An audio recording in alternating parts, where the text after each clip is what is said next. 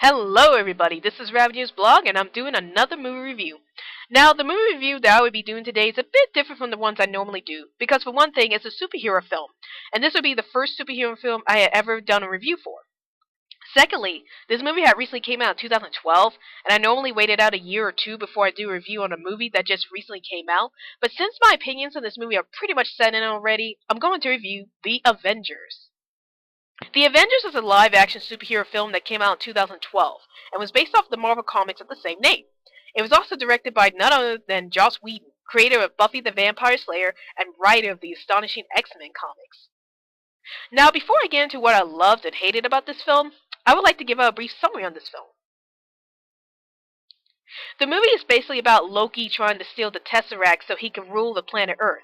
So when Nick Fury of S.H.I.E.L.D. hears about this, he assembles the Avengers, Captain America, Black Widow, Hawkeye, Hulk, Thor, and Iron Man to come together and fight this menace. But can the Avengers put aside the differences to defeat Loki? Now, I will admit that I haven't read an Avengers comic before. I'm a big fan of the X-Men, and I read more of their comics than the Avengers. So if you were to ask me if Joss Whedon did a great job in staying true to the characters' personalities in the Avengers movie, I wouldn't know at this point unless you were to request some good Avengers comics for me to read. But I can honestly say that I was still impressed with the characters featured in this film. I love the way that Joss Whedon developed each Avenger character, as he is usually good with developing characters and making them likable to the audience. Probably my most favorite characters in the entire film were Iron Man and Hulk. Robert Downey Jr. did a fantastic job in portraying Iron Man's character, as Iron Man is shown to be the comic relief of the group, while still being the team's scientific genius next to Bruce Banner. I also enjoy his rivalry with Captain America, as they both have different approaches to how to handle the current situation. Captain America likes to take his job seriously, while Iron Man is less serious about the situation. I really enjoy the way that Mark Ruffalo portrayed Hulk, or Bruce Banner to a certain extent, as he portrays Bruce Banner as being a mild-mannered scientist who is trying really hard not to transform into the Hulk. But when Bruce Banner does transform into the Hulk in the movie, watch out. I also like the characters Black Widow and Hawkeye, since their relationship with each other is pretty interesting. I enjoy the way that Scarlett Johansson portrayed Black Widow, even though I wish she had a Russian accent to further portray this character, but that's just me.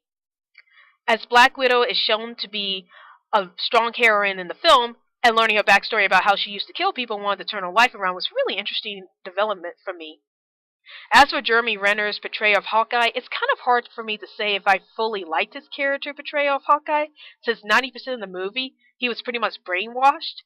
But it was interesting seeing Hawkeye on the big screen, and I would love to see his relationship with Black Widow further develop in future Avengers films. I really enjoyed Loki's character being portrayed by Tom Hiddleston, as he has really made Loki into a truly menacing villain of the movie. Though I wish that Loki was a bit stronger in this film, but I love the way that he manipulated the other characters. Samuel L. Jackson was fantastic as Nick Fury, as Nick Fury is portrayed as being a strong leader who would do anything to save the world. I also love the way that Joss Whedon made these characters relatable by making them have conflicts within the team and seeing how the situation with Loki affected each of them. I always found it interesting whenever you have storylines where characters have conflicts with each other, because it establishes what the characters believe in and gets deep into their characters, which I thought was nicely done in this film. What I really enjoyed about this movie was how the previous movies that featured these characters, Iron Man, Hulk, Thor, Captain America, all tied up nicely into the characters' motives. And once you see the previous solo films of these Avenger characters, you don't necessarily have to worry about where these characters are coming from, because you would have already known who these characters are based on their previous films that goes into this film. What I loved the most about this film was the fact that it wasn't another superhero origin film. It seemed to me that in the past, there were many superhero films that were based around telling the origin story of the superhero.